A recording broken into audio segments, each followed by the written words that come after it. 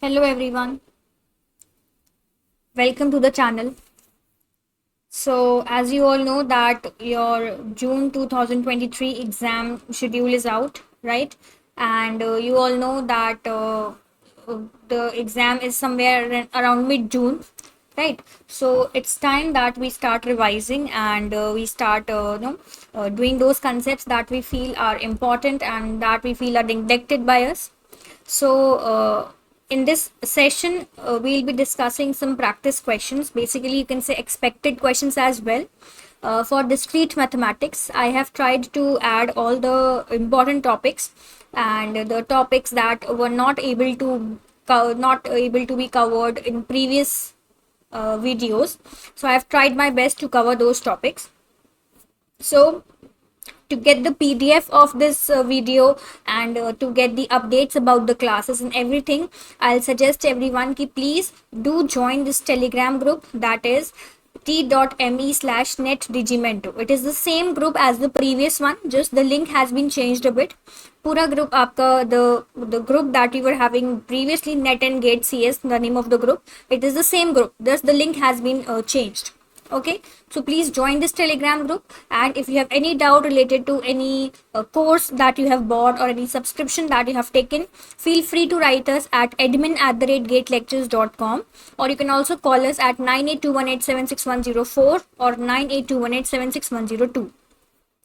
And if you are preparing for June, and I'll suggest ki please do buy test series, right? Do buy test series, because test series are very important.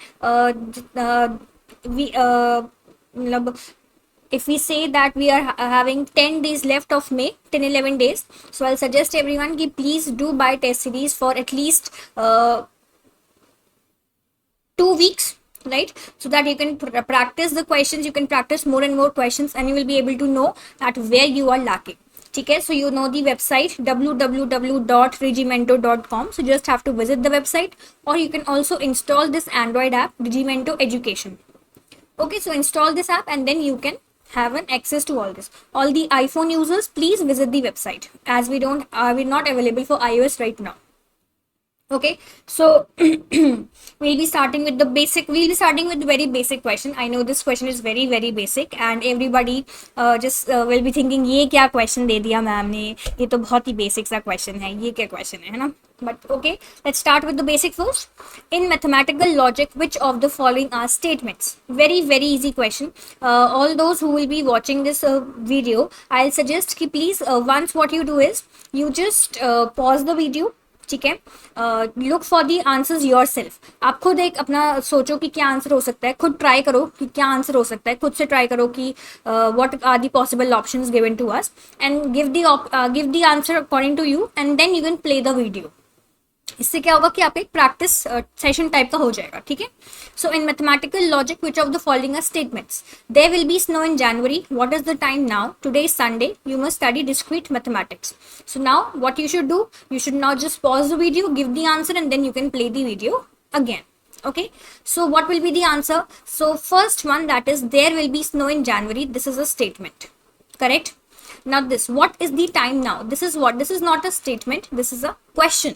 The question is being asked that what is the time now. Okay, third, today is Sunday. This is also a statement. And then you must study discrete mathematics. So this is also not a statement. Some pressure has been given to other person, or some suggestion is being given to other person. So because we're using must, so because of this must, this is also no more a statement now. So which of the following are correct if according to mathematical logic? First and third, that is option number A. So the correct answer is option number A. So very easy question, बहुत ही easy है, कुछ भी नहीं था. Simply you have to tell which of the following given options में से which are the statements according to mathematical logic. If somebody is not able to answer this question, और किसी का ये question गलत हुआ है, so I'll suggest कि please study the basics of mathematical logic. Your basics are weak for mathematical logic. Okay, we have done this question, but I've still again added this one because I feel this is an important one, and you can expect these type of questions in your upcoming session as well. Which one of the following is the most appropriate logical formula to represent the statement? Now what is the statement?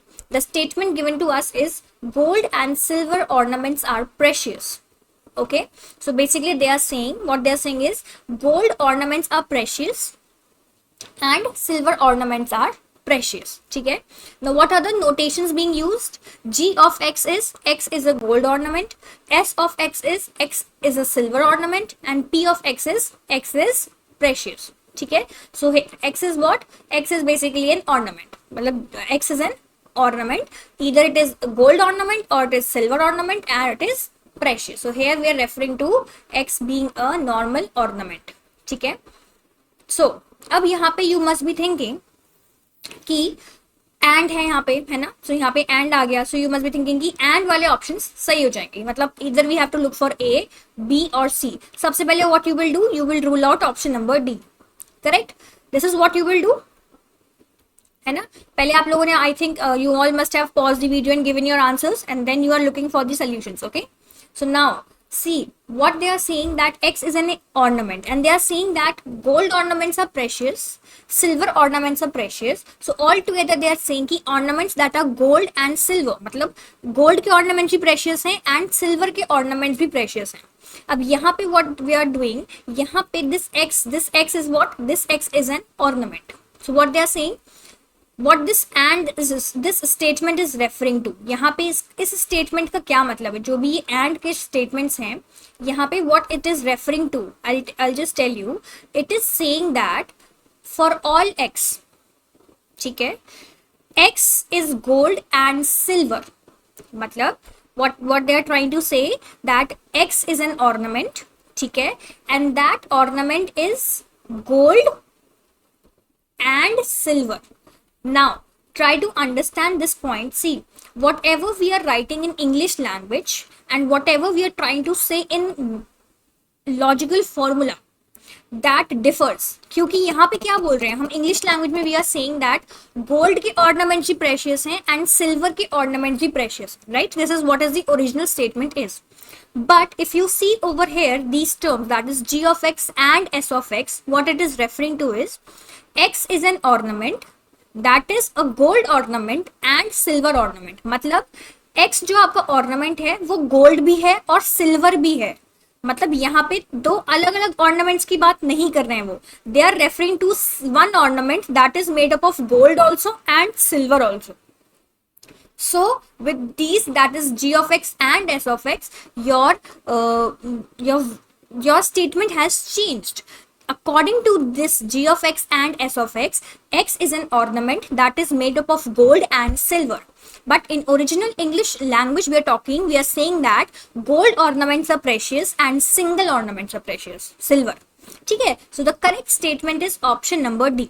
For all x where x is made up of gold, x is a gold ornament or x is a silver ornament, these ornaments are precious. So the correct statement turns out to be option number D, जो हम सोच रहे थे कि गलत होगा. ठीक है, so this you have to keep in mind that the terms that the English language and the logical language, mathematical logical language में and और का क्या use आ रहा है. सिंपल सा क्या करना है, it's very easy कि अपनी जो native language है, if you are speaking mostly in Hindi or in any South language, statements को convert करो. ठीक है, पहला स्टेटमेंट है gold and silver ornaments are precious, मतलब कि गोल्ड के ऑर्नामेंट्स और सिल्वर के ऑर्नामेंट्स क्या है, प्रेशियस होते हैं. अब यहाँ पे option number A, option number B, option number C, they are saying that X is an ornament that is made up of gold and silver. No, gold के ऑर्नामेंट्स और सिल्वर ऑर्नामेंट्स, दोनों ही ornaments क्या है, precious. So the correct statement turns out to be option number D. For all x where x either belongs to gold or it is a silver ornament, x is precious. That is, if x, for all x, whether x belongs to gold or x belongs to silver, it is precious. I hope ये आपको समझ में आ गया होगा. In case anything is not clear to you, ठीक है, in case आपको कोई भी क्वेश्चन समझ में नहीं आ रहा है, what you have to do is you simply have to take a screenshot and post it either on send it to me via Telegram or you can post it on the Telegram group कि ma'am मुझे ये point समझ नहीं आया, please explain. ठीक है, कोई भी क्वेश्चन आपको नहीं समझ में आता in case, so what you have to do is you just have to take the screenshot and share it with me on Telegram referring to ma'am ki this question I'm not able to understand, please explain. I'll try my best to make you understand that particular point. Okay, so next question, very easy. If a set A has n elements, basic question है, मैंने इसलिए add किया कि थोड़े आपके basic भी clear हो जाएंगे. If a set A has n elements, what is the total number of subsets of A? अगर एक सेट है A जिसके पास n elements हैं, we can always try with the small example. अगर ऐसा कोई general आपके पास आता है कि n elements हैं, we can always try with the small example.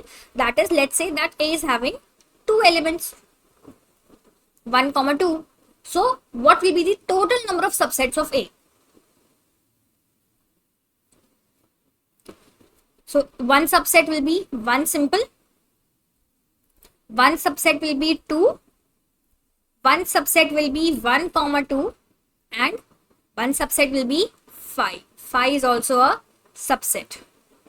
Correct? So how many subsets we have for 2 elements? If n is equal to 2, so we have how many subsets? We have 2 to the power 2. That is 4 elements. So if A is having n elements, then what is the total number of subsets? Total number of subset is 2 raised to power n. Basic question मैंने इसलिए add किया है because these questions are also expected in the exams and they have been asked later in the previous question paper. That is why I've added this question. ठीक है, basic I know. Again, very easy question. If x and y are two finite sets such that n x union y is equal to 36, n of x, n मतलब number of, मतलब x union y को अगर हम x को union को करें, y को union करेंगे, तो the result turns out to be, the number turns out to be, numerical value turns out to be 36. n of x that is cardinality. आप कार्डिनैलिटी ऐसे कह सकते हो, कार्डिनैलिटी ऑफ x इज 20. मतलब यहाँ पे क्या मतलब है, n से क्या मतलब है, that the set x contains 20 elements, ऐसे समझ लो. ठीक है, ये आपका एक सेट है x that contains how many elements, 20 elements. एक सेट है y that contains how many elements, 28 elements. And when I take the union of all these, अब इनका यूनियन लिया गया, सो कितने एलिमेंट्स आए, 36. They're asking that what will be the number of elements of x intersection y. So this is what they're asking. So what you have to do, pause the video, apply the formula and do it. ठीक है, once you will do it, once you have done it completely, then you will play back the video again and then you will check. So what is the formula for this one? n x union y is equal to n of x plus n of y minus n of x intersection y. I hope you all know कि हमने क्यों किया ये, because x में we have taken all the elements of x, y में we have taken all the elements of y. This intersection part is coming twice because पहले हम ये लिया हमने, तो उसमें ये intersection part आया, right? फिर जब हमने ये वाला part लिया, then उसमें ये intersection वाला part include हुआ, correct? So this intersection part is coming twice. So we are subtracting one intersection part from the original question. ठीक है, so this is why we are subtracting it. So what is it? X and y is 36. So 36 is equal to n of x is 20, n of y is 28 minus n of number of x intersection y. So this will be 36 minus 48, that is minus n of x intersection y. So ये आपका आ जाएगा minus 12. That minus n of x intersection y. So ये negative cancel. So the value turns out to be 12. The answer turns out to be 12. So 12 आपका answer हो जाएगा. So ये जो intersection part है कितना हो गया? The value of intersection part is 12. Number of elements in x intersection y is 12. तो ये जो आपका फॉर्मूला है, ये आप फॉर्मूला आपको याद रखना है. Okay, this formula is what we have to remember.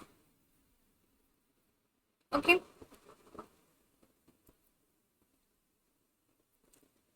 Easy है. अभी तक तो मैंने कुछ ऐसे टफ क्वेश्चंस नहीं लिए हैं, सो आई डोंट थिंक कि अभी तक कुछ प्रॉब्लम आ रही होगी किसी को भी, है ना. Okay, again very easy question. Which of the following conclusion can be drawn from the following premises? So we are given 5 premises and From those 5 premises, they're asking us कि which of the following conclusion can you draw. ठीक है, so we'll take one premise at a time. We'll simplify the premise and then we will see. So सबसे पहले first वाले premise को simplify करते हैं. What it will become? Intersection of P and Q or Q implies R. So I hope you all know implication का क्या करते हैं. Implication, if I have P implies Q, so I can simplify it as P bar plus Q. पता है ना ये सबको. P implies Q को how we can simplify it? We simplify it by removing this implication in such a way that P bar plus Q. This is how we remove it. ठीक है, so this will become what? This, when I remove this implication, ये ऐसे है पूरा, ऐसे समझो आप. So this will become P negation plus Q whole negation plus R. ठीक है, whenever you simplify these propositions, ठीक है, what you do is इस और को आप प्लस में चेंज कर लिया करो एंड को आप मल्टीप्लीकेशन में. So it will be easy for you to do the simplification process. ठीक है, so we will apply De Morgan's because this is on this whole. So this will become what? This will become P bar bar. So this will be P plus पे we have bar, so it will become multiply. Q, it will become Q bar plus R. So this is simplified as PQ bar plus R. ठीक. Then what about this one? This one will become what? This is S plus Q bar. ठीक है. This is simple T bar. This is P implies T. So P implies T will become what? P implies T will become P bar plus T. And this fifth one will become what? Fifth one is implication, negation P and R implies negation S. So this is on full. ठीक है, so this will become, I can write it as P bar multiply R whole plus S bar.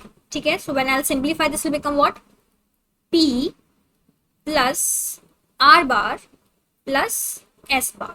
So now these are the following premises. Now we have to find the conclusion from these premises. So what I'll do, I'll just write them over here.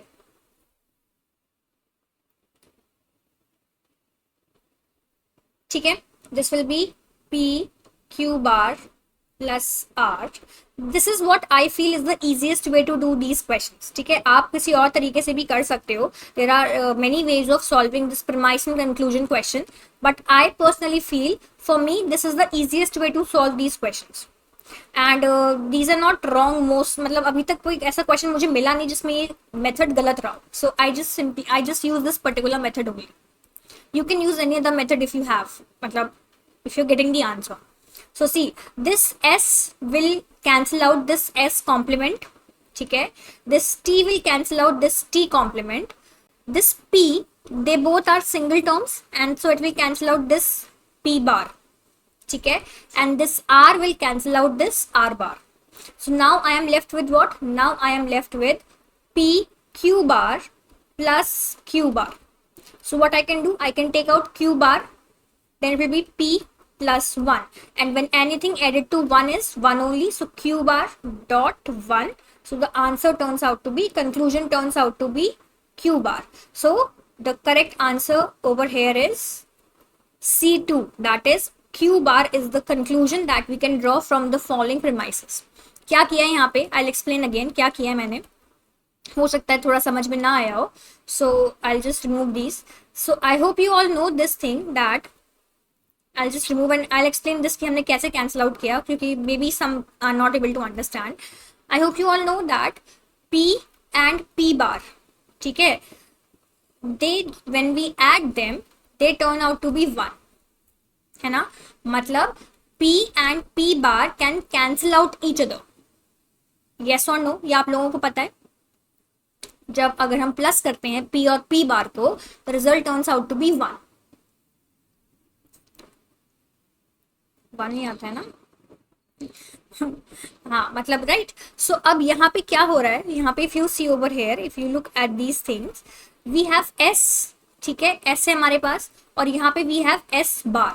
So what we can do is we can cancel out s with its complement. s को हम उसके complement के साथ we can cancel out. So what we are doing, we are cancel out s with s complement. ठीक है, t is being cancelled out with t complement. अब यहाँ पे क्या है कि we are having two terms p and q bar, so I cannot cancel out p and q bar with any other term over here because ये दो term एक साथ हैं. We can cancel out single terms only. जैसे यहाँ पे p bar है, यहाँ पे p है, so they are single terms, I can cancel them out. यहाँ पे r है, यहाँ पे r bar है, so यहाँ पे भी ये cancel हो गया. बचा क्या? We are left with p q bar and q bar. So p q bar plus q bar. When you will simplify this, the result will turn out to be q complement. So the conclusion that can be drawn from the following premises is q complement. So this is my way of doing these questions. I just feel that this is the easiest way of solving these questions. Premises and conclusion one. There are other methods as well that we can put p as true. So what all premises become true, what all conclusions will be drawn from this. Various methods हैं, but this is the easiest method that I personally feel. So इसलिए I go with this method. You can, if you are comfortable with any other method, you can do it, but your answer should come right. ठीक है, just give me a second.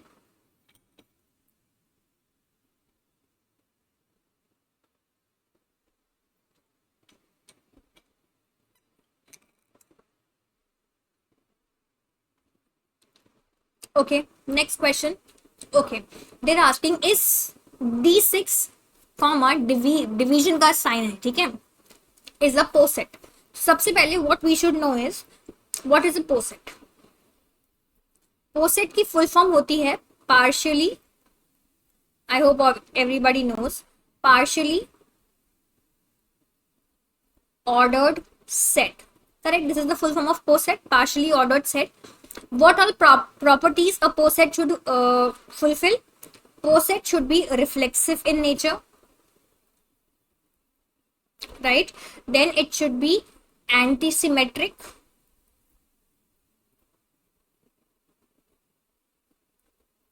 and then it should be transitive.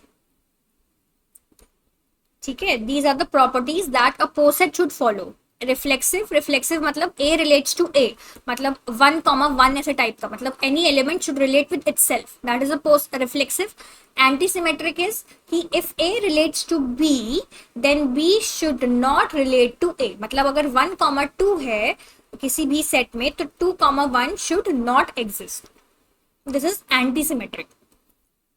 And transitive is if a relates to b, b relates to c, then a should relate to C. These are the properties a poset should follow. Now what we are having d6 and division. So we are having d6 comma division. What is d6? d6 basically refers to divisors of 6. ठीक है, so what are the divisors of 6? 1, 2, 3 and 6 itself. Correct, these are the divisors of 6 or divisors of 6. D refers to divisors, to divisors of 6. So what we will do, सबसे पहले we will draw a hash diagram. ये भी आप लोगों ने पढ़ा है, I have taught this as well on YouTube. First we will draw hash diagram. ठीक है, कैसे बनाते हैं? सबसे पहले relation क्या है? Division, मतलब we will connect two elements if they are dividing each other. So let's start with 1. So सबसे पहले base में आपका क्या आ जाएगा? 1. ठीक है, now 1 divides 2, correct. 1 divides 3, correct. क्या will there be a line between 2 and 3? क्या 2 and 3 के बीच में लाइन होगी? No, because ऐसे कोई भी लाइन नहीं एग्जिस्ट करेगी. Why? Because 2 and 3 do not divide each other, है ना. So next is we have 6. तो 2 divides 6, correct, and 3 also divides 6, correct. तो ये हमारा हो गया hash diagram. Now we have to check for the properties. First we will check for reflexive. So obviously every number divide itself. 1 will divide itself, है ना. So 1 divide 1 will give you 1. 2 divide 2 will give you 1. 3 divide 3 will give you 1. मतलब every number is divisible by itself. तो ये आपका reflexive होगा, ठीक है, reflexive हो जाएगा। Next we have antisymmetric. Now antisymmetric says that if 1 divides 6 then 6 should not divide 1. It is correct. 2 divides 6. 2 6 को डिवाइड कर रहा है ना, बट 6 जो है वो 2 को डिवाइड नहीं कर रहा है, correct. 3 divides 6 but 6 is not dividing 3, so antisymmetric भी है। Not transitive. ट्रांजिटिव कैसे? 1 divides 2, 2 divides 6, so 1 divides 6 as well. So transitive की properties भी follow होंगी. So yes, D6 and with the property of division is a poset. So this is the basic of poset. So अगर if anybody ask you कि what is a poset, so you have to tell that poset is a partially ordered set with 3 properties that are to be followed: reflexive, antisymmetric and transitive. ठीक है, ये आपकी 3 properties हैं। And what ever पोसेट को लिखने का तरीका क्या होता है, इट इज ऐसे करके comma this is the operation that is to be followed, that is to be applied on this set. ये समझो आप, ये डिवीजन ऑपरेशन है जो हम इस सेट पे, D6 क्या सेट हुआ, डिवाइजर्स ऑफ 6, 1 2 3 6, ये आपका सेट हो गया। तो हम ये ऑपरेशन इस सेट के इन एलिमेंट से परफॉर्म कर रहे हैं। This is basically your understanding of poset. तो ये आपका पोसेट हो जाएगा। ओके, जस्ट अ सेकेंड,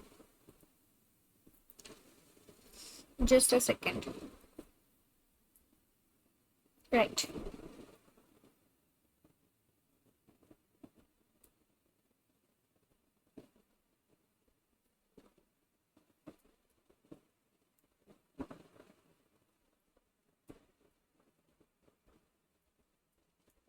ठीक है, I hope this is easy and you are able to understand. Again, if there's any problem, you can just simply write to me, okay?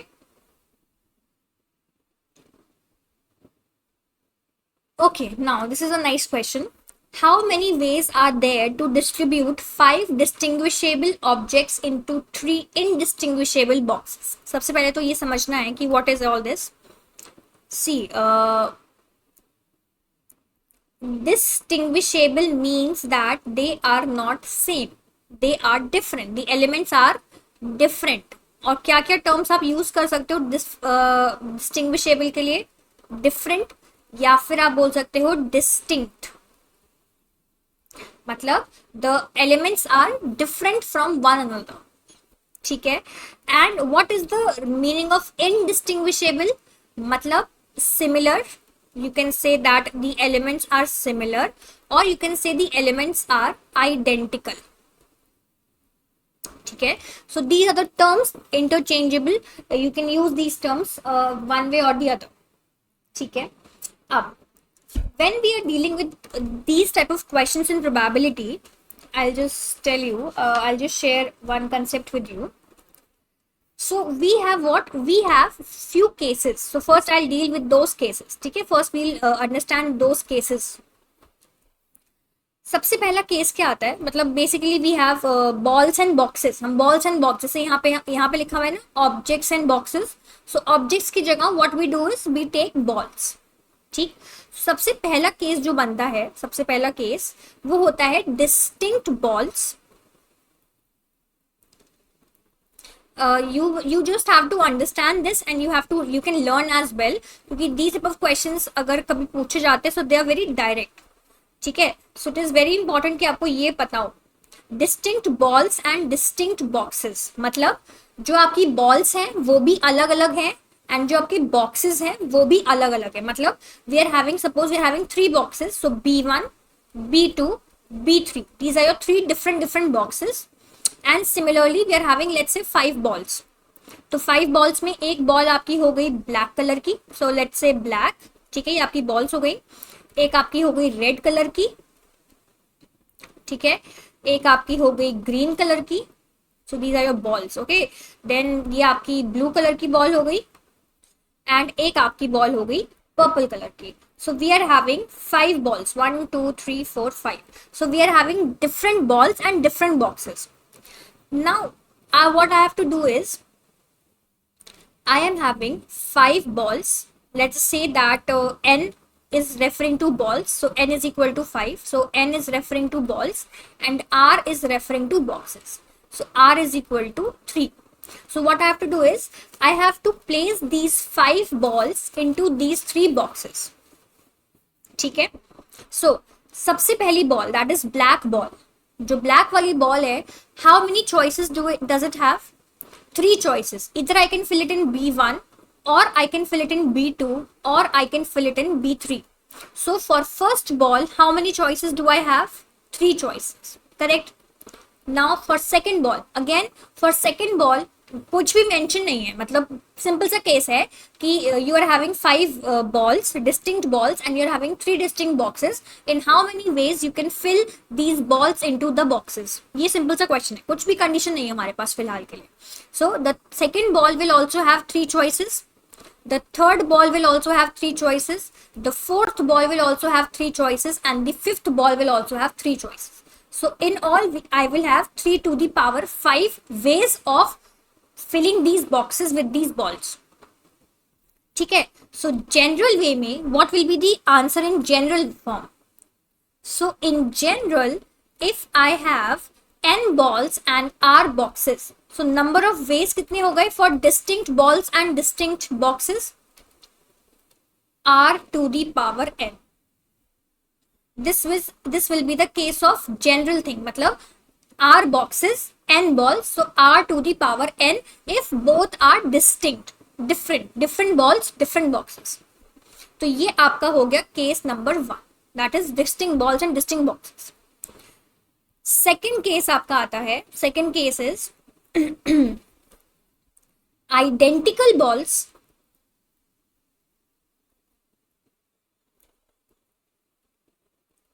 यहाँ पे what I can do is, मैं यहाँ पे ना boxes को भी अलग अलग कलर से लिख देती हूँ सो दैट आपको थोड़ा समझने में इजी होगा. सो this is box 1, this is box 2, and let's say this is box 3. ठीक है. Distinct ball, distinct boxes. Second case है आपका identical balls and distinct boxes.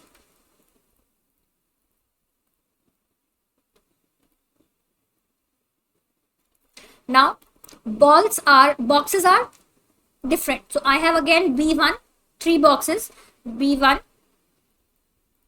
B2, B3. ठीक है, 3 boxes, but now the balls are same. This is your ball 1.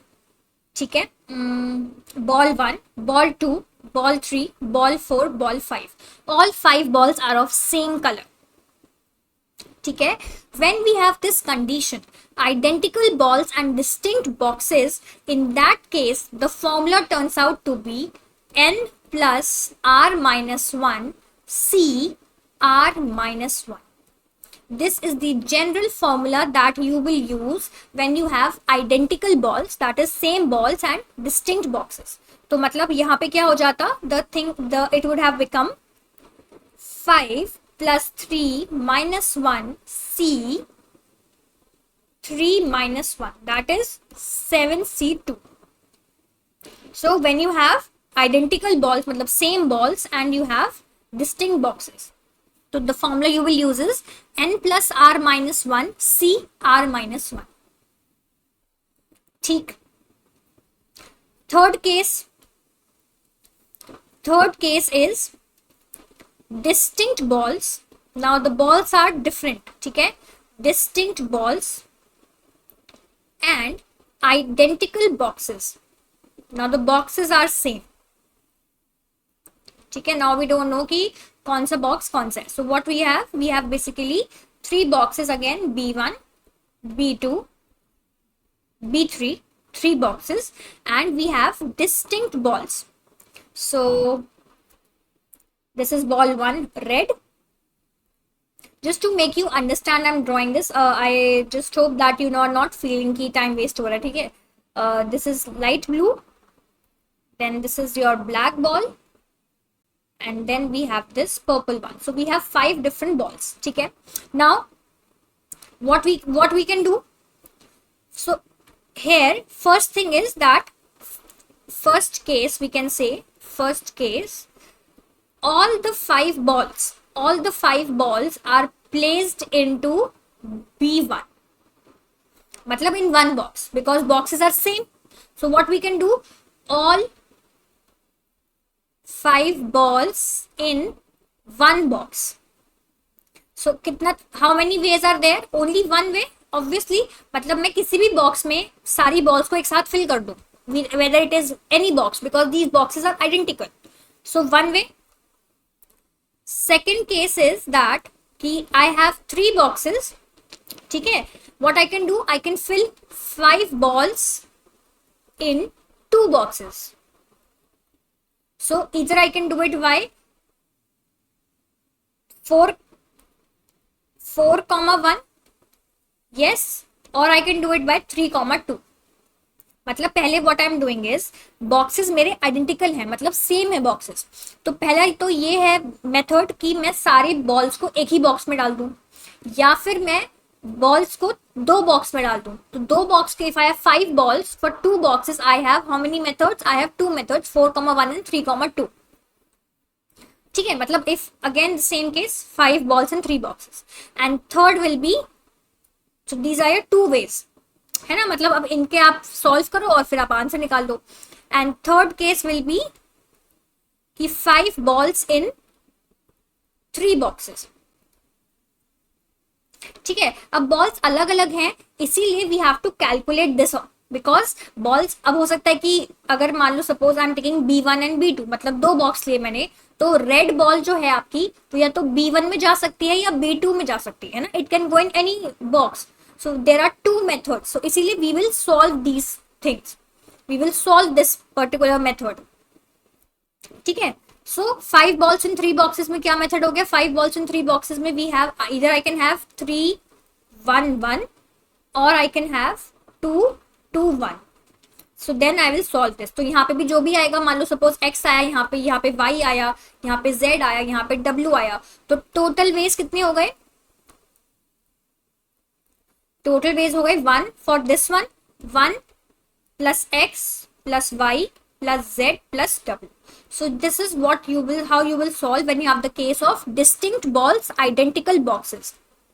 Distinct balls and identical boxes. अगर ऐसा method है, ऐसा केस है, तो ये आप तब ये वाला मेथड यूज करो. मतलब you will divide it into कि कैसे कैसे केसेस आप बना सकते हो, and then you will solve it.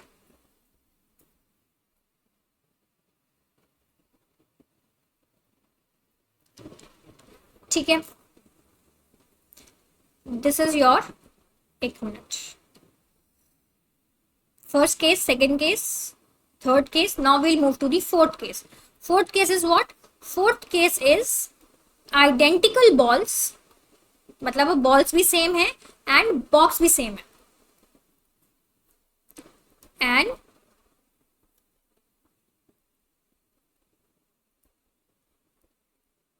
Identical boxes. मतलब यहाँ पे I have B1, B2, B3 identical, and similarly I have 5 balls that are identical. ये केस हुआ. ठीक है, सो ये वाली जो प्रॉब्लम होती है, this problem is basically a type of partition problem. ठीक है, क्यों? बिकॉज यहाँ पे बॉक्स भी सेम है, बॉल भी सेम है, तो we are basically doing a type of partition. सो अब हम पार्टीशन कैसे कर सकते हैं? अगेन सेम थिंग, 5 balls को एक ही बॉक्स में डाल दो बिकॉज बॉल्स आर सेम, या फिर 4 balls को 2 boxes में फिल कर दो, मतलब सॉरी 5 balls को 2 boxes में फिल कर दो. ठीक है, या फिर 5 balls को I can fill in 3 boxes. ठीक है, अब अगेन, अब यहां पे what was the case? The case here was कि the balls were different. Red ball के पास इक्वल चांसेस थे to either go in any of the box. ठीक है, बट यहाँ पे the balls are of same colour. So यहाँ पे अब अगेन दिस इज द, यहाँ पे तो वन ही वे है हमारे पास ये करने का. ठीक है, यहाँ पे वी कैन यूज 4, 1 और वी कैन यूज 3, 2. तो यहाँ पे कितने वेज हो गए? 2 वेज हो गए हमारे पास. यहाँ पे वी हैव 3 1 1 और वी हैव 2 2 1. सो यहाँ पे कितने वेज हो गए हमारे पास? Again 2 veg. अब आप लोग ये सोचोगे, योर क्वेश्चन मस्ट बी कि ma'am in this one we are solving these things, we are writing as 4,1 को वी आर सॉल्विंग, है ना. 4,1 को हमने सॉल्व किया है. कैसे मतलब वो मैं अभी जब हम क्वेश्चन करेंगे तो आई टेल यू 4,1 को कैसे सॉल्व करते हैं. 4 फैक्टोरियल अपॉन 1 फैक्टोरियल 1 फैक्टोरियल ऐसे करके. तो अब मैम इसमें हम क्यों नहीं सॉल्व कर रहे? We were using combination over here. ये कॉम्बिनेशन का बना आपका, ठीक है. इसको आप ऐसे लिख सकते हो 4C1 3C2 सॉर्ट ऑफ, ठीक है. यहां पे हम क्यों ऐसा कर रहे हैं? बिकॉज इसको मैं एग्जैक्टली 4C1 भी नहीं कहूंगी, ठीक है. मतलब ये आपका इसका मेथड है सॉल्व करने का, तो इसको मैं ऐसे नहीं बोल रही हूँ. हम इसको क्यों सॉल्व कर रहे हैं? Because the balls are of different colours. यहाँ पे क्या है? The balls are of same colour, so it does not matter कि how it will be substituted in which box. So total यहाँ पे कितने वेज हो गए हमारे पास? 5. So when we have both the things identical, when both the balls and boxes are same, in that case we simply see कि कितने ways possible हैं इस चीज को करने में. But when balls are distinct and boxes are identical, in that case we have to use this method. अब हम क्वेश्चन पे वापस आते हैं अपने. The question is 5 distinguishable मतलब distinct balls and identical boxes. तो कौन सा केस बना? ये आपका थर्ड केस बना, ठीक है. So again we what we were having third case में, सबसे पहले तो फर्स्ट 1 वे प्लस अब हमारे पास क्या है? 4,1 करेक्ट प्लस 3,2 प्लस 3,1,1 प्लस 2,2,1. समझ में आ गया? देखो ये देखो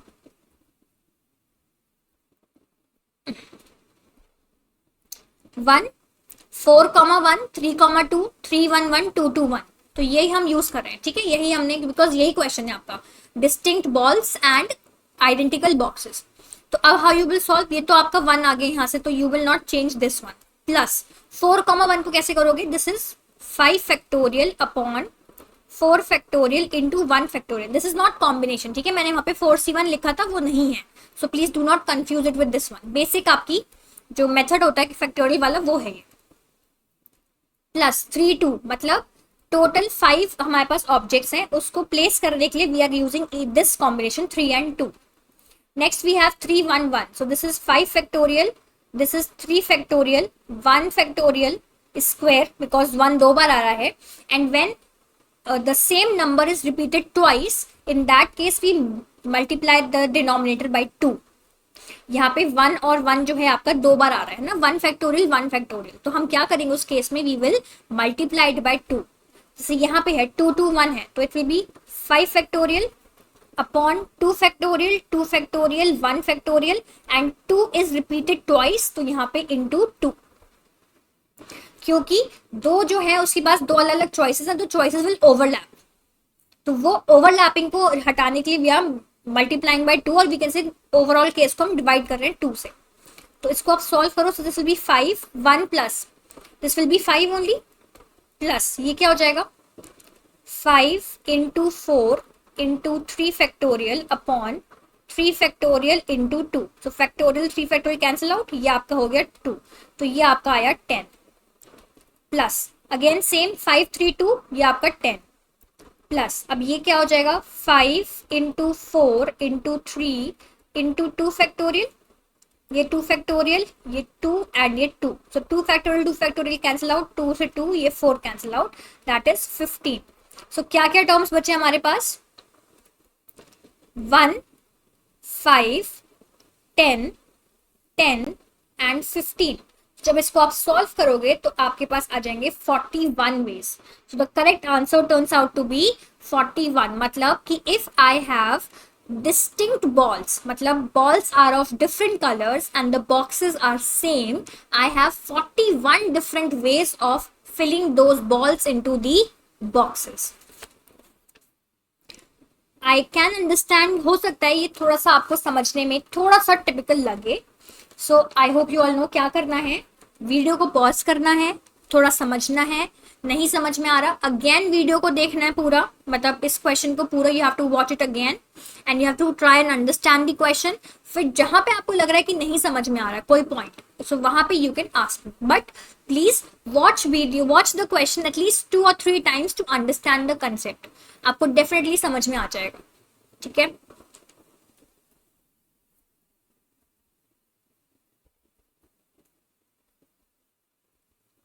सो ये आपके डिफरेंट केसेस हो गए, ये सारी पीडीएफ आपको ग्रुप पे मिल जाएगी। सो ये प्रोबेबिलिटी की बहुत बेसिक से कंसेप्ट्स हैं ये, तो मैंने वही यहाँ पे थोड़ा एक्सप्लेन कर दिए हैं। Okay, assume the specifications below. क्या स्पेसिफिकेशंस हैं? S X comma Y says X is Y sister, मतलब अगर हम ये यूज कर रहे हैं तो एक्स इज वाई सिस्टर, यहाँ पे क्या है, x is wise brother, then h of x comma y is x is y's husband and o x comma y is x is older than y। ठीक है, constant symbols क्या है, j that is John, c that is Carl and m that is Monique। now they're asking which of the following sentences, इनमें से कौन सा sentence है that is expressed by this logic formula। ये आपका logical formula है, predicate logic formula. They're asking कि ये फॉर्मूला जो है वो कौन से सेंटेंस को रिप्रेजेंट कर रहा है। क्या करना है आपको, सबसे पहले वीडियो पॉज करनी है, प्रेडिकेट लॉजिक फॉर्मूला देखना है और फिर चेक करना है कि क्या आंसर है। क्या बोल रहे हैं वो, for all X for all Y, मतलब for all X comma Y S X comma J.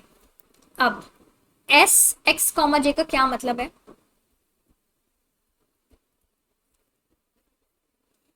X is, J है John, so X is John's sister, यही मतलब हुआ। एस एक्स कॉमा जे का मतलब यही हुआ। फिर एस वाई कॉमा जे, इसका क्या मतलब हुआ, same, Y is John's sister, right. O X comma Y मतलब X is older than Y, मतलब ये जो एक्स है ये वाई से बड़ी है, करेक्ट। अब यहाँ पे for all X and for all Y x is John's sister and y is John's sister, then x is older than y। मतलब अगर हम ये बोलें कि x की जगह let's say that यहाँ पे है c, मतलब let's assume just to explain you this concept, ठीक है, ये समझाने के लिए मैं बोलती हूँ। x को सपोज कर लो कि x is c, मतलब कि कार्ल, ठीक है, कार्ल इज जॉन्स सिस्टर, और y को अज्यूम कर लो कि y इज m, तो m हो गया, y हो गया आपका Monique, and Monique is John sister. यहाँ पे बोलते हैं अगर हम Carl is John sister and Monique is John sister, then it means that Carl is older than Monique because it is x is older than y। ठीक है, सो यहाँ पे जो आपको लग रहा होगा कि सबसे जो वैलिड आंसर है वो है option number C. For each pair of John's sister, one of them is older than the another. But ये ऑप्शन गलत है, इसका करेक्ट आंसर है none of the above। क्यों? क्योंकि one of them is older का मतलब ये है कि y भी x से बड़ी हो सकती है, बट यहाँ पे it is clearly saying that x is older than y।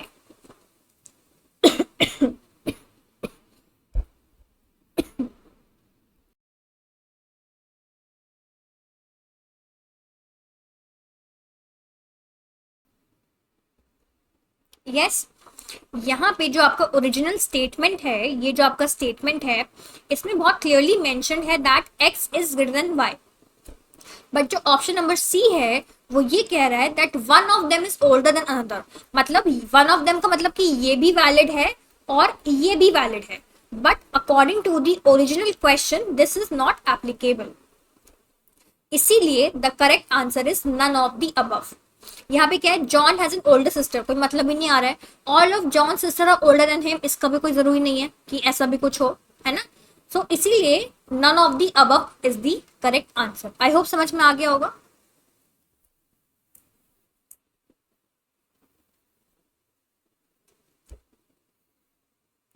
Next question, very easy, which of the following statements are tautologies. बहुत ही इजी है, बहुत ही इजी है ना, कुछ भी नहीं है इस क्वेश्चन में। तो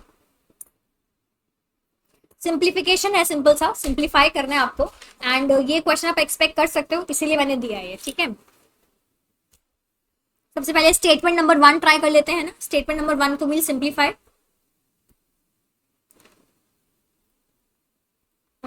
ओके, स्टेटमेंट नंबर 1 क्या है?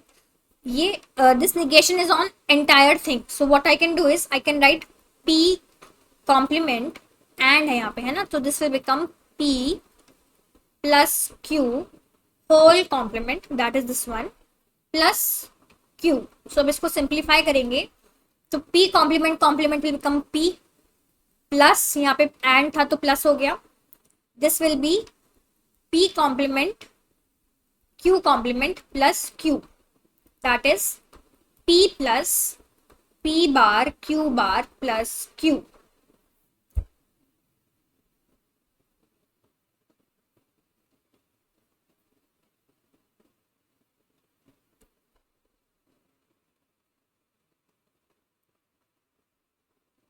ये होगा ना p dot सो अब अगर आपने एब्जॉर्प्शन लॉ पढ़ा हुआ है, so it says that a plus a bar b is equal to a plus b, ऐसा होता है। ये एब्जॉर्प्शन लॉ है, ठीक है, this is the absorption law. तो यहाँ पे p plus p bar q will become the absorption law, that is p plus q bar plus q. so q plus q bar will become what? this will become 1. 1 plus anything will be what? 1 plus anything will be 1. so this is your tautology, ठीक है। समझ में आ गया कैसे हमने क्या किया? what we have done, we have applied tautology on this part, मतलब absorption law on this part. Absorption law लगा दिया तो p plus p bar q will become what? p plus q bar, absorption law है आपका, ठीक है। That is a plus a bar b will give you a plus b। तो ये absorption law आपने इस यहाँ पे लगाया and then you will simplify it, ठीक है। Next is statement number 2। Let's check for statement number 2। p implies q, तो ये हो गया p bar plus q and, ठीक है, एंड q इंप्लाइज r, मतलब q कॉम्प्लीमेंट प्लस r। कोई सिंपल मेथड है तो आप कर सकते हो, ठीक है। अगर आपके पास कोई सिंपल मेथड है for simplifying this, you can definitely do it. Implication है तो ये इंप्लीकेशन बाकी complement plus p complement plus r। Now what I will do, I will just simply open this bracket. तो ये आपका निगेशन है, हम उसको बाहर लिख देते हैं ऐसे। So I will open this, it will become p bar q bar plus p bar r plus q into q bar, q into q bar will become 0 qr, ठीक है, plus p bar plus r। अब this, ये जो आपका है इसको open करेंगे तो ये हो जाएगा p plus q multiply by p plus r bar multiply by q bar plus r bar plus p bar plus r, ठीक है। अब इसको आगे सिंप्लीफाई करो। So I open this will become p, ठीक है, p हो गया p plus p r bar, ठीक है। So I am just opening these two brackets first, ठीक है, plus p q plus q r bar, ठीक है। फिर अब इसके साथ क्या मल्टीप्लीकेशन है हमारी? q बार प्लस r बार की, इसको हमने p बार प्लस r ऐसे ही रहने दिया। So now when you will open this will become what? अब यहां से आप क्या कर सकते हो, पहले सबसे पहले what you can do, you can remove p from here. तो आप यहाँ पे अगर p ऐसे लिखोगे, this will become 1 plus r bar plus q r bar, है ना। तो क्या होगा, this entire term will finish it up, ये वाली टर्म पूरी खत्म हो जाएगी, because when we add anything to 1 is 1 only. तो ये आपका बन जाएगा p प्लस क्यू आर बार, ठीक है, फिर यहां से q bar plus r bar plus p bar plus r। तो हम इसको अब मल्टीप्लाई करते हैं, ओपन कर देते हैं, this will become p q bar plus P R bar, Q and Q bar will destroy each other. ये आपका Q R bar हो गया plus P bar plus R. अब ये आपका आया, ठीक है. अब सबसे पहले what we have to check कि क्या ये टोटोलॉजी है या नहीं. So how you will check whether it is tautology और नॉट. टोटोलॉजी का मतलब है that for each and every possible values the answer has to be 1. मतलब जितनी भी पॉसिबल आपकी वैल्यूज हैं, जितनी भी पॉसिबल आपके ऑप्शंस हैं, उन सब में हमेशा यू शुड हैव 1. यस. अब हम what we will do, we will after simplifying this what we can do is we will simply write this statement and we'll try to find out कि क्या possible answers आ रहे हैं. ठीक है. So हमने क्या किया, सबसे पहले हमने इसको write down कर लिया. P Q bar. So यहाँ पे हमने इसे write down करा P Q बार. सिंप्लीफाई समझ गया ना आप लोग. मतलब मैंने भी थोड़ा, हो सकता है आपको सिंप्लीफिकेशन में कुछ प्रॉब्लम आ रही हो, बट अपने आप खुद करके देखना सिंप्लीफिकेशन एंड चेक करना कि यही सिंप्लीफिकेशन आ रहा है कि नहीं आ रहा है. ठीक है, ये हो गया. Now we have 3 variables P Q R. So with 3 variables, how many options, how many values I can have? I can have 8 values. 0 0 0 है ना, 0 1 1 0 1 0 0 1, then 0 1 0, then I have 0 1 1, then I have 1 0 0, I have 1 0 1, I have 1 1 0, I have 1 1 1. ठीक है. अब we will try. देखो सबसे पहले अगर if I put P as 0, ठीक है, if I substitute P is equal to 0, what will be the value of P complement? If P is equal to 0, what will be the value of P complement? 1. मतलब ये वाली term आपकी 1 हो गई. Now whatever the other terms are, I don't care, because अगर और में एक भी टर्म 1 है, और की टेबल क्या होती है, और अगर मेरे पास है A प्लस B तो क्या होता है 0 0 तो 0, 0 1 1, 1 0 1, 1 1 भी 1. मतलब अगर एक भी 1 I am having, the result will turn out to be 1. Yes और नो. यही होता है और का केस. यहाँ पे देखो आप, ये आपकी और की एक्सप्रेशन ही है. मतलब ये एंड आपस में एंड है, बट यहाँ पे ये और है ना. तो अगर एक भी एक्सप्रेशन आपका 1 है, this means that the final result will be 1. तो अगर P की वैल्यू 0 है तो ये आपका 1 हो जाएगा. मतलब यहां तक सारी वैल्यूज क्या आपको दे देंगी, 1 दे देंगी आंसर. ठीक है. ओके.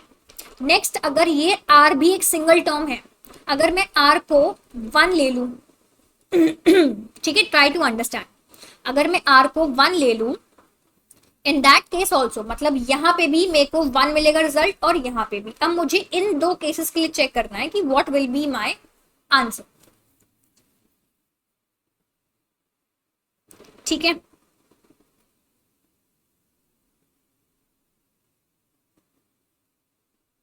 अब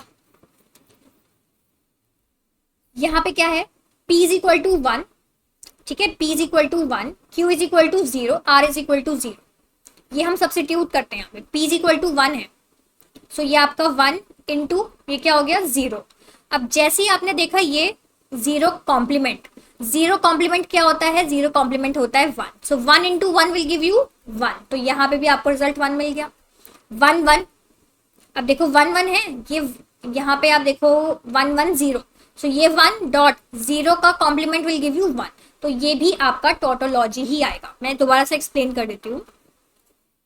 देखो क्या हो रहा है, ये आपको हो सकता है थोड़ा सा समझने में प्रॉब्लम लग रहा हो, but it's okay, just don't worry. See, tautology क्या होता है. Tautology says that in all the answers, मतलब जितने भी आपके आंसर्स आएंगे, जितने भी आपके ट्रुथ टेबल है, ठीक है, truth table should contain all 1, है ना. इन द फाइनल आंसर जो आपकी ट्रुथ टेबल है उसमें क्या होना चाहिए, the answer should be all 1s. तो आपकी टोटोलॉजी होती है. ठीक है. अब यहाँ पे क्या है, यहाँ पे है और, है ना। और की प्रॉपर्टी क्या होती है, और में अगर एक भी स्टेटमेंट, अगर हम बोले a plus B plus C plus D, मान लो ये भी जीरो ये भी जीरो बट ये वन है और ये भी जीरो, और के केस में if any of the literal is having value one, then my final answer will be one, yes और नो। ठीक है, यहां पे मैंने क्या किया, what I saw basically, I saw that यहां पे मेरे पास p बार है, that is a single term. ठीक है, सिंगल टर्म है, तो if I take value of, ठीक है ध्यान से सुनो, if I take value of p equal to 0, what p complement will become, p complement will become 1, मतलब यहां पे मुझे ये 1 मिल जाएगा अगर मैं ये 0 रख दूं, करेक्ट। अभी आई टोल्ड यू और के केस में whether you have all zeros but अगर एक भी टर्म 1 है, if one literal is giving you value as 1, तो आपका जो फाइनल आउटपुट होता है वो क्या होता है 1। तो with this observation I can say that अगर p की वैल्यू 0 है तो मुझे क्या मिल रहा है फाइनल रिजल्ट, मुझे फाइनल रिजल्ट मिल रहा है 1। क्यों? Because in my expression I am having p complement. अगर p की ओरिजिनल वैल्यू 0 ले रही हूं मैं, so p complement will become 1, that is it will give me a final answer as 1। ठीक है, तो मैंने ये जितने भी ट्रुथ टेबल में थे वैल्यूज जिनमें p वॉज 0, मैंने उनको क्या कर दिया 1 कर दी वैल्यू। ठीक है, next what I saw, next I saw that जो r है वो भी एक सिंगल टर्म है एक्सप्रेशन में, तो if I substitute r is equal to 1, ठीक है, इन दैट केस ये भले ही सब 0 रहे बट अगर r की वैल्यू 1 रहेगी तो भी I will get result as 1। तो मैंने रिमेनिंग केसेस में क्या किया, जहां पे r की वैल्यू 1 है वहां पे भी 1 दे दिया। ठीक है, अब मेरे पास क्या बचा 1 0 0, मतलब p की वैल्यू 1, q की वैल्यू 0, r की वैल्यू 0। ठीक है, अब यहां पे सब्स्टिट्यूट करते हैं इस वाले को, I am doing this with this blue colour. ठीक है, 1 0 0, p की वैल्यू क्या सब्स्टिट्यूट करी 1, q की वैल्यू है 0, q की वैल्यू 0 है, ये है q कॉम्प्लीमेंट। q कॉम्प्लीमेंट अगर q की वैल्यू 0 है तो q कॉम्प्लीमेंट क्या हो जाएगा 1, सो 1 इंटू 1 इज 1, तो ये वाला भी मुझे 1 मिल गया। सिमिलरली p की वैल्यू 1 है, r की वैल्यू 0 है, इस वाले में r की वैल्यू 0 है, मतलब अगर r 0 है तो r कॉम्प्लीमेंट क्या हो गया 1, तो यहां पे भी क्या मिल गया मुझे 1, तो ये वाला भी 1 हो जाएगा। सो आई कैन सी दैट कि all the truth table is having 1, all ones, so this is also what, this is also tautology। ठीक है, so this means ये भी tautology है और ये भी tautology है। now we have to check for option number 3। ठीक है, अब ऑप्शन नंबर 3 को करते हैं, p and p implies q, इसको मैं लिख लेती हूँ। ठीक है, just give me a second, क्या है p and p implies q, I think इसके बाद implication q है ना, एक बार चेक कर लेते हैं, p and p implies q whole implication q। ठीक है, अब इसको कैसे करेंगे, सबसे पहले what we will do, we will simplify it. Simplify आपको पता है कैसे करना है, ये आप implication हटाओगे तो it will become p and, सबसे पहले ये वाला implication हटाया तो p बार प्लस q, ये आपका होल कॉम्प्लीमेंट प्लस q, सो ये आपका हो गया p bar plus p q bar plus q। ठीक है, एब्जॉर्प्शन लगा सकते हो, चाहो तो एब्जॉर्प्शन लगा दो यहाँ पे, this will be p bar plus q। ठीक है, अब we have two variables p and q, so values क्या हुई 0 0 0 1 1 0 1 1, करेक्ट। अब यहाँ पे आई कैन सी व्हाट, यहाँ पे मैंने नोटिस किया that q is a single element, so I can substitute q equal to 1, तो मेरा रिजल्ट क्या आ जाएगा 1. यस, तो मैंने क्या किया, व्हाट आई डिड, आई जहां जहां वैल्यूज q की 1 थी, जहां जहां मैंने q को 1 देखा, मैंने उसको टोटोलॉजी क्या उसको 1 कर दिया. नाउ अब q 0 आई डोंट नो, है ना, तो p बार, ठीक है, p बार मतलब अगर p की वैल्यू है 0 तो p बार क्या हो जाएगा, p बार हो जाएगा 1. तो ये वाला भी टोटोलॉजी हो गया, मतलब 1 हो गया. अब आई हैव 1 0, 1 0 को सब्स्टिट्यूट करो इसे, 1 का कॉम्प्लीमेंट 0 एंड q 0. अच्छा, तो इसको हम क्या करते हैं, इसको ना हम ऐसे ही रहने देते हैं, हम इसको सिंप्लीफाई नहीं कर रहे हैं, सिंप्लीफाई नहीं कर रहे क्योंकि हमारा रिजल्ट चेंज हो रहा है. विल नॉट सिंप्लीफाइड, इसको ऐसे ही रहने दो, ठीक है, क्योंकि 1 0 जब यहाँ पे अप्लाई करोगे 1.0 कॉम्प्लीमेंट, तो वो आपको 1.1 ही दे देगा. तो सिंप्लीफाई करोगे तो आपका आंसर चेंज हो जाएगा, तो उसको मत हम सिंप्लीफाई नहीं करें, we will let it remain like this only. So ये आपका यहाँ पे भी 1 आ जाएगा. So this will also become tautology, ठीक है. So all the 3 options are your in tautology. So 1 2 and 3 all are tautology. So ये आपका आंसर आ गया, ठीक.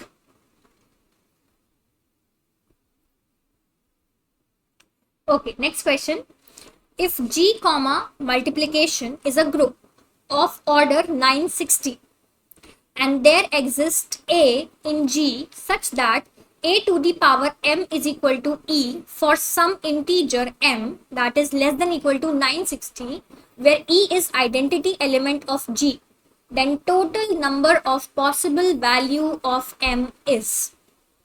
अब ये क्वेश्चन पढ़ के I don't know whether yes और नो, बट क्या किसी को ये स्ट्राइक हुआ कि ये जो है, जो क्वेश्चन है, ये एक थ्योरम है ग्रुप थ्योरी की? Anybody, does anybody have this resemblance? किसी को कुछ याद आ रहा है? अगर आ रहा है तो प्लीज कमेंट सेक्शन में बताना कि आपको याद आया कि नहीं, याद आया कि नहीं कि ये एक थ्योरम है जो हमने ग्रुप थ्योरी में पढ़ी है and we have done question on this particular theorem. इसलिए मैं थोड़ा एम्फेसिस दे रही हूँ इस थ्योरम पे. अभी मैं थ्योरम दिखाऊंगी आपको तो आपको याद आ जाएगा.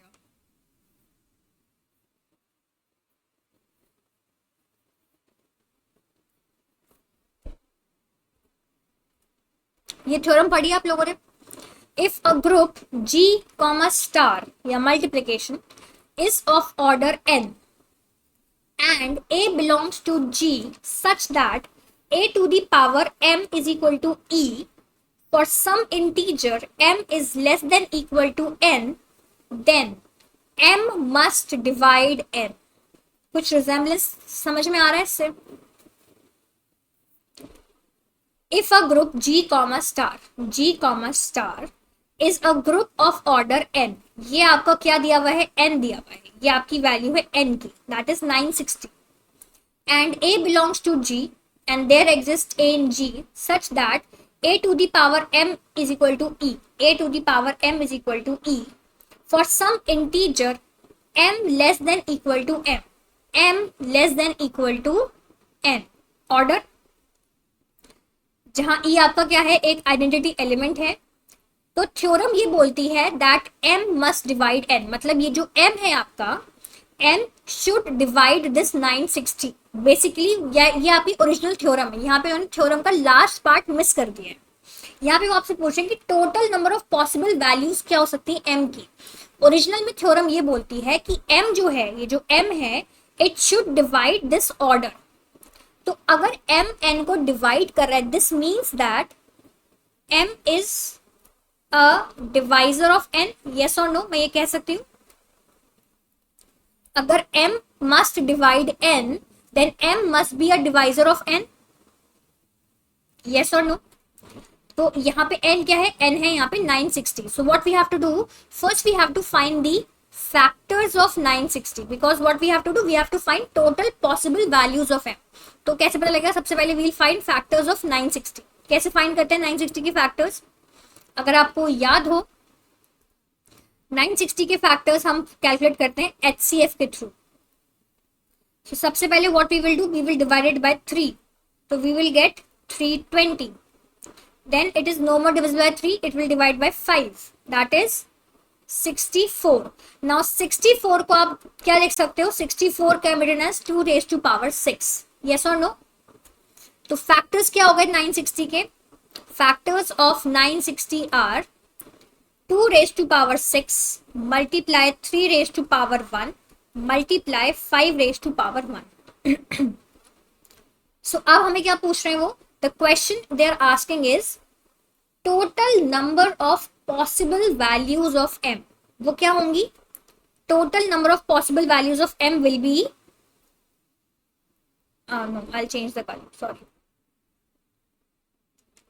Values of m will be these factors. So कितनी values possible हैं, 6 plus 1 multiply by 1 plus 1 and 1 plus 1. मतलब ये आपको पता होगा, आई डोंट नो आपको याद है कि नहीं ये चीज, कि जब भी हमें कभी वैल्यूज निकालनी होती है from these factors, what we do, we take these numbers that is in the powers, we add 1 to them and we multiply. ये मैथ्स है आपका, ठीक है. So this will be 7 multiply by 2 multiply by 2, that is 28. So कितनी possible values है m की, 28 values possible है m की. वो कैसे निकाली हमने, by these factor, by taking the factor of this 960. 960 का फैक्टर क्यों लिया, because original theorem says that m must divide n, मतलब m must be a divisor of n. इसीलिए हमने 960 जो यहाँ पे ऑर्डर है क्वेश्चन में, उसका हमने फैक्टर निकाल के पॉसिबल वैल्यूज निकाली. तो ये मेथड है, मतलब अगर आपने 11th-12th में या शायद इससे पहले भी ये चीज हमने पढ़ी हुई है, बट ये इतनी पहले पढ़ी है कि हमें याद ही नहीं कि हम चीजें यहाँ पे कैसे अप्लाई कर सकते हैं.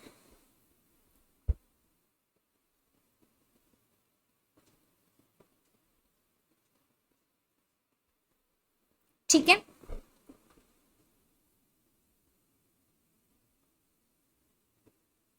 ओके. ये आपका गेट 2011 का क्वेश्चन है, ट्राई करो, इजी है. A deck of 5 cards, ठीक है, each carrying a distinct number from 1 to 5 is shuffled thoroughly. 2 cards are then removed one at a time from the deck. मतलब आपके deck पे 5 cards हैं, 1, 2, 3, 4 and 5. फिर उसमें से आपने 2 cards को remove किया one at a time. What is the probability that the 2 cards are selected with the number on the first card being one higher than the number on the second card? मतलब जो पहले card पे number आया है वो जो दूसरे card पे नंबर आया है उससे एक ज्यादा है. मतलब the number on first card is one higher than the number on second card. मतलब कि अगर सेकेंड कार्ड पे नंबर आया है y, तो फर्स्ट कार्ड पे नंबर आया होगा y plus 1. This is what they're asking. So easy question है, क्योंकि अभी मुझे थोड़ा सा टफ लग रहा हो आपको, but this is very easy. कैसे करोगे इसे, सबसे पहले प्रोबेबिलिटी का क्या फॉर्मूला होता है अगर आपको पता हो. प्रोबेबिलिटी इज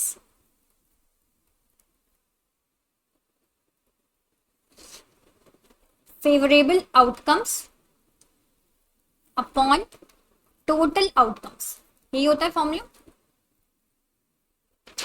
सबसे पहले what we have to find कि how many total outcomes are there. अब यहाँ पे क्या बोल रहे हैं वो कि 2 कार्ड्स आर रिमूव्ड. ठीक है, सी कहीं भी नहीं लिखा हुआ कि first card is removed, then it is placed back and then this it is the second card is chosen. By default हम यही लेते हैं कि पहले कार्ड को रिमूव कर दिया जो भी पिक हुआ है, उसके बाद फिर रिमेनिंग में से कार्ड पिक हुए हैं. ठीक है, अगर यहाँ पे they would have mentioned it कि first card was taken from the deck, then it was placed back again into the deck and then the second card was chosen, then the approach would have been different. ठीक है, अब यहाँ पे क्या possibilities हुई, sample space जो आप बोलते हो, जिससे सैंपल स्पेस को सुना होगा ना, सैंपल स्पेस क्या बनी आपकी, सैंपल स्पेस क्या बनेगी, सैंपल स्पेस सबसे पहले, अब most of you must be saying 1,1. 1,1 will not be a part of sample space. क्यों, बिकॉज 1 अगर हमने पिक कर लिया, अगर फर्स्ट कार्ड हमने डेक में से जो लिया था वो 1 है, तो अब हम 2, 3, 4, 5 में से कार्ड को पिक करेंगे. ठीक है, यहाँ पे लिखा हुआ है one card is removed, the card is removed one at a time. तो अगर आपने ये कार्ड पिक कर लिया है, ठीक है, तो अब आप ऑप्शंस आपके पास है 2 3 4 5। अब आप 1 को दोबारा प्लेस करके उसको चूज नहीं कर सकते, इसीलिए 1,1, 2,2, 3,3, 4,4, 5,5 वाले ऑप्शंस आपके नहीं आएंगे। ठीक है, तो सैंपल स्पेस क्या बनी? 1,2, 1,3, 1,4, 1,5. Similarly, 2,1, 2,3, 2,4 and 2,5. फिर 3,1, 3,2, 3,4, 3,5, 4,1, 4,2, 4,3, 4,5, 5,1, 5,2, 5,3 एंड 5,4। ये आपकी टोटल सैंपल स्पेस हो गई। ठीक है, अब कितने कितने एलिमेंट्स हैं ये? How many elements are there? 20, correct? 20 elements हो गए। So how many elements are there now? Total 20. Now we have to select the cards with the number on the first card being 1 higher. मतलब जो पहले card का number है वो एक ज्यादा है दूसरे कार्ड से। तो क्या क्या ऑप्शंस हमारे पास हो सकते हैं? 1 से तो कोई ऑप्शन है नहीं, because 1 is smaller than every number. एक हमारे पास होगा 2,1, यस और नो? बिकॉज फर्स्ट कार्ड पे जो नंबर है that is 2, it is 1 higher than 1। फिर 3,2, फिर ऐसी 4,3 एंड 5,4। तो फेवरेबल आउटकम्स कितने हो गए हमारे पास? फेवरेबल आउटकम्स हो गए 4। So now what we will do? Now we will find the probability. So the probability is favourable upon total. So what is favourable? Favourable है 1 2 3 4, 4 आउटकम्स फेवरेबल हैं, total है 20, that is 1/5। तो answer आपका है 1/5, that is option number ए। तो आपने देखा कि गेट में कितना इजी क्वेश्चन आया है। पढ़ने में लग रहा है कि okay this is quite complicated. अगर यहाँ पे वो बोलते दैट 2 कार्ड्स, पहले एक आपने कार्ड ले लिया है फिर हमने उसे वापस रख दिया, तो हम 1,1, 2,2, 3,3, 4,4, 5,5 को भी लेते, तो हमारा यहाँ पे आता 25, सैम्पल स्पेस 25 हो जाता। तब हमारा आंसर होता 4/25। जो भी 4/25 बोल रहा है, 25 आपका तब होगा जब आपने एक कार्ड को डेक पे से लिया, then you place that card back into the deck and then you are picking the second card. यहाँ पे उन्होंने ऐसा कुछ नहीं बोला, they are saying simply 2 cards are then removed one at a time. एक करके आपने उठाए हैं कार्ड, वो बात ठीक है आपकी, लेकिन आप पहले कार्ड को उठा के वापस नहीं रख रहे हो। ये चीज आपको मेंशन करनी पड़ेगी। बाय डिफॉल्ट ये होता है कि हमने कार्ड पिक किया and we have removed that card from the deck. ठीक है, इसलिए आपका आंसर आएगा 1/5, नॉट 4/25। ठीक है,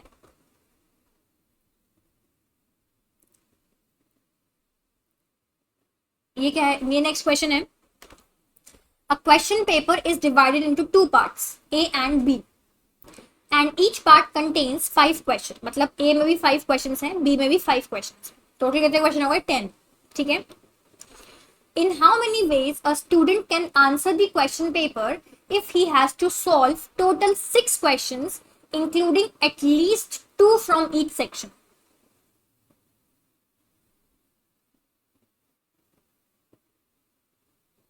बहुत इजी है, सिंपल सिंपल बेसिक मैथमेटिक्स में ही यहाँ पे बोलूंगी इसे। 2 पार्ट्स, कितने क्वेश्चंस करने हैं आपको? You have to do 6 questions. 6 questions में क्या कंडीशन है? That from each part, that is from each part A and B, at least 2 questions you have to do. तो क्या पॉसिबिलिटीज बनी आपकी? अगर मैं ये बोलूं ए एंड बी पहला पार्ट है, तो पहला केस बना, आपने दोनों पार्ट्स में से 3 क्वेश्चंस कर लिए, बिकॉज यहाँ पे they are clearly saying at least 2, कम से कम 2 questions from each session. So 3 next हो गया 4 आपने ए से कर लिए और 2 आपने बी से कर लिए। नेक्स्ट हो गया 2 आपने ए से कर लिए और 4 आपने बी से कर लिए। So these will become your cases. अब इन्हें सॉल्व करना है, कुछ नहीं है। टोटल कितने क्वेश्चंस हैं? 5 क्वेश्चंस हैं हर पार्ट में. सो this will become 5C3 multiply by 5C3. 5 क्यों? Because each part has 5 questions. तो 5C3 कितना हुआ? अगर हम सॉल्व करें 5C3, 5 factorial upon 3 factorial into 2 factorial. अब यहाँ पे हमने C क्यों लगाया? Because this is a combination question. यहाँ पे हम कॉम्बिनेशन चेक कर रहे हैं कि हमने कौन से क्वेश्चन से किया. क्या आ गया? 10.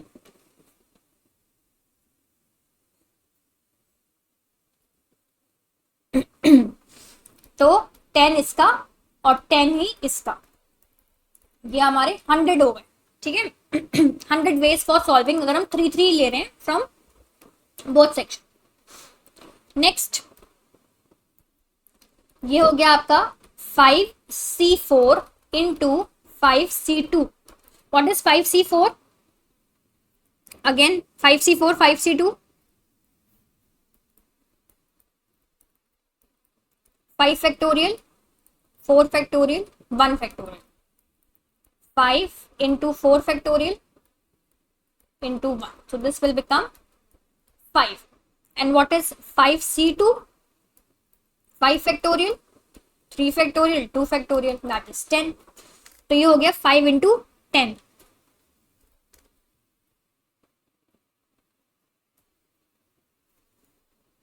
So 5 into 10 that is 50. और यहाँ पे क्या होगा? 2,4 का क्या केस हुआ? Again same 5C2 cross 5C4 that is again 10 cross 5 that is 50. तो टोटल कितने वेज हो गए? 200 ways we have for solving this particular concept. कुछ नहीं है क्वेश्चंस में. क्वेश्चंस बहुत इजी हैं प्रोबेबिलिटी के. बस थोड़ा सा आपको अपना देखना है कि how to solve these questions, बस, नथिंग एल्स.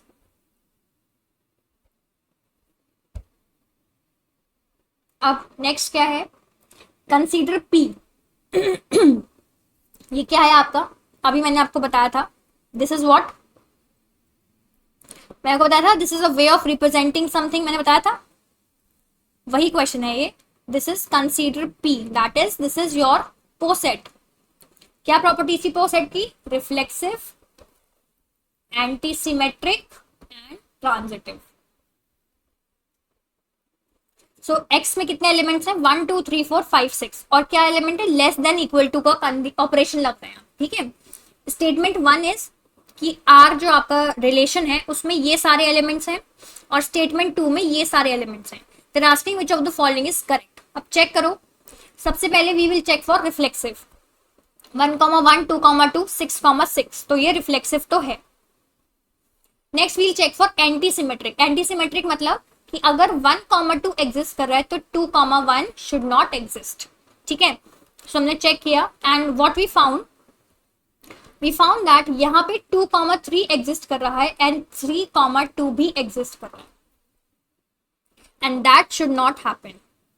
सो ये आपकी चीज नहीं होनी चाहिए. करेक्ट. सो इसीलिए for that case your S1 is not a poset, because anti symmetric वाली प्रॉपर्टी फॉलो नहीं हो रही. But on the other hand अगर आप S2 को चेक करोगे, रिफ्लेक्सिव भी है, एंटी सिमेट्रिक भी है एंड ट्रांजिटिव भी है. So for this question S2 is a poset but S1 is not a poset. S1 क्यों नहीं है poset? Because we are not following the property of anti symmetric. ठीक है.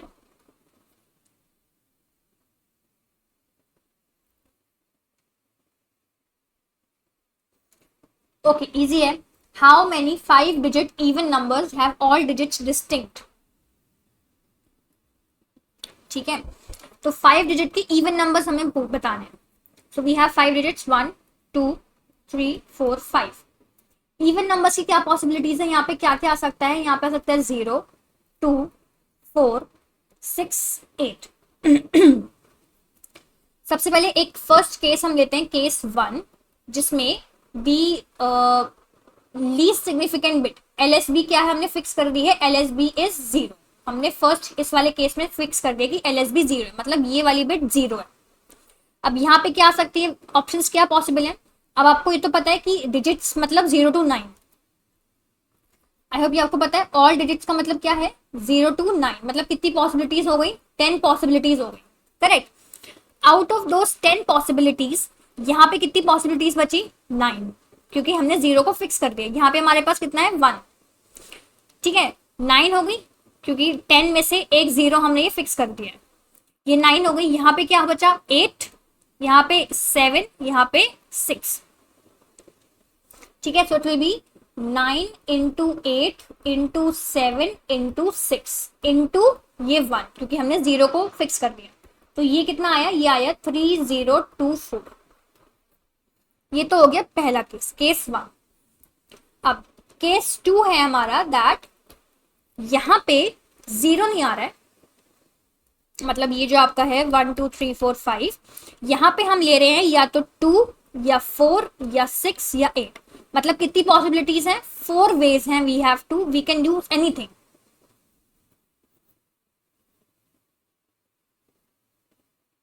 ठीक है, अब इन 4 में से लोगे तो कोई एक ही है ना, मतलब या तो यहाँ पे 4 सब्सिट्यूट करोगे या 2 सब्सिट्यूट करोगे या 6 सब्सिट्यूट करोगे या 8 सब्सिट्यूट करोगे, मतलब सब्सिट्यूट तो कोई एक ही वैल्यू करोगे। यहाँ पे आप 0 नहीं ले सकते, बिकॉज एनी वैल्यू अगर हम ऐसे बोले 0 8 7 6, तो दिस इज नॉट अ मतलब 6 4, तो this is not a 5 digit number, this will become a 4 digit number. तो यहाँ पे 0 हम रख नहीं सकते। सो एक वैल्यू यहाँ चली गई, 0 चली गई, तो कितने ऑप्शंस बचे हमारे पास, 8 वेज। क्यों, बिकॉज 0 हम रख नहीं सकते और यहाँ से कोई एक वैल्यू जो है वो हमने यहाँ सब्सिट्यूट कर दी है, सो 8। अगेन यहाँ पे 0 हम रख सकते हैं और एक वैल्यू हमने यहाँ रख दी और एक यहाँ पे है, तो 2 वैल्यूज हमने रख दी, तो ये भी आपका 8, ये आपका 7, ये आपका 6। सो केस 2 में कितना हुआ, 8 8 7 6 4, दैट इज 10752। तो जब आप इसका टोटल करोगे, so the answer will B 13776, that is 13776 digits आप फाइंड कर सकते हो, डिस्टिंक्ट डिजिट्स आप क्रिएट कर सकते हो विद 5 डिजिट इवन नंबर्स। ठीक है, अब ये 2 क्वेश्चंस हैं, हाँ, जिनके चलो मैंने आंसर आपको दे दिया 18, ठीक है। अब आपको क्या करना है, what you have to do, what you all have to do is you have to share its solution on the Telegram group. Answer आपको पता लग गया 18, ठीक है। इसका आपको ये वाले क्वेश्चन का, that is consider the equivalence relation R induced by partition P 1 3 2 4 5 6 of set A 1 2 3 4 5 6 number of ordered pairs in R। इस वाले क्वेश्चन का सोल्यूशन, कंप्लीट सोल्यूशन आपको शेयर करना है, ठीक है, टेलीग्राम ग्रुप पे। एंड इस वाले क्वेश्चन का the number of possible ways in which 5 identical helicopters can take off given that we are having 5 helipads. इस वाले क्वेश्चन का आपको मेथड आंसर शेयर करना है। अब यहाँ पे कुछ मेंशन नहीं है, 5 हेलीपैड्स क्या है, आइडेंटिकल है क्या है, वो आप देखो, सोचो, सर्च करो, और ये 2 क्वेश्चंस का आपको सर्च करना है और सोल्यूशन, मतलब सर्च क्या करना है, सर्च सिर्फ ये करना है कि अगर कुछ गिवन नहीं है तो हम आइडेंटिकल लेंगे या डिस्टिंक्ट लेंगे, बस ये सर्च करना है, क्वेश्चन सर्च नहीं करना है, ठीक है। तो आपको अपने सॉल्यूशंस को सेंड करना है टेलीग्राम ग्रुप पे t.me/netregimento। अगर आपने सॉल्यूशन सेंड कर दिए तो नेक्स्ट क्लास में मैं इसे डिस्कस करूंगी। अगर आपने सॉल्यूशन सेंड नहीं किए, I will not discuss these questions and this one is important. तो मैंने इसीलिए दिया है क्योंकि जिससे कि थोड़ा सा ट्राई करो आप, ठीक है। तो अगर सोल्यूशन मेरे पास आ गया तो I will be sharing that one, अगर नहीं आया I will not solve this question, ठीक है। नेक्स्ट जो हम जो मैं सेशन लेने वाली हूँ, next session will be your graphics. तो प्लीज एवरीवन, मैं ग्राफिक्स में इन क्वेश्चंस को ऐड कर दूंगी, आप रिवाइज करके आओ ग्राफिक्स को। नेक्स्ट जो भी आपकी क्लास होगी उसमें हम ग्राफिक्स का रिवीजन करेंगे and I try to bring such type of questions only that are, जिनके कंसेप्ट थोड़े अलग हो और जिनमें कुछ नए नए कंसेप्ट हमने ट्राई किए, but you have to try these questions and share the solutions on the telegram group t.me/netregimento नहीं शेयर करोगे solution, I will not explain these concepts. ठीक है. So that's it for this session. Thank you everyone. Bye bye. Take care.